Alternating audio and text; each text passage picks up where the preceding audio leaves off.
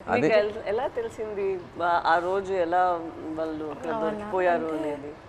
నేను 7 month pregnant పాప అప్పుడు కడుపులో ఉంది. ఫోన్ వస్తుందని ఇలాగే కూర్చున్నా మా పెద్ద పాప పక్కన పెట్టుకుని. ఫోన్ రాలే. ఉదయం మార్నింగ్ 10 అయింది. వేరే వాళ్ళు ఫోన్ చేశారనమాట నా మొబైల్కి. ఇలాగా మీ ఆయన పాకిస్తాన్కి దొరికిపోయారట అనేసి. ఒక బోటు జట్టికి వచ్చింది. వీళ్ళు దొరికిపోవడం చూసిన బోట్ అది. కలర్ చూసారు ఆ బోటులో ఉన్నోళ్ళు. మీ ఆయనకి పాకిస్తాన్లో పట్టుకుని వెళ్ళిపోయారు అని చూసిన వాళ్ళు నాకు వచ్చి ఫోన్ చేసి చెప్పారు. ఓకే. చెప్పిన తర్వాత అవును అన్నట్టు అసలు ఏడుపు కూడా రాలేదు. అలా కన్నీళ్ళు ఇంకిపోయేవి. ఎలాగా పాకిస్తాన్ అంటే అలాంటిది పాకిస్తాన్కి దొరికిపోవడం ఏంటి, ఏం చేస్తారు, ఏమో చంపేస్తారేమో అదో టెన్షన్.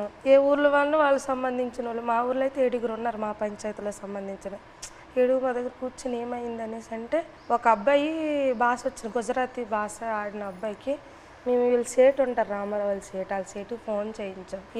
ఆ పాకిస్తాన్ వాళ్ళు పట్టుకెళ్ళిపోయారంట. ఏమైంది సేటు అని అడిగితే అతనే మా పట్టుకుని వెళ్ళిపోయారు, నీటిలో ఉంచారని చెప్పారు. ఇంకా మాకైతే ఎలాగ వస్తారు అనేసి ఎలాగ ఆలోచించాలి, ఎక్కడికి వెళ్ళాలి, ఎలాగ తీసుకురావాలి అనేసి ఒక ఎమోషనల్ అయితే మామూలు కాదు.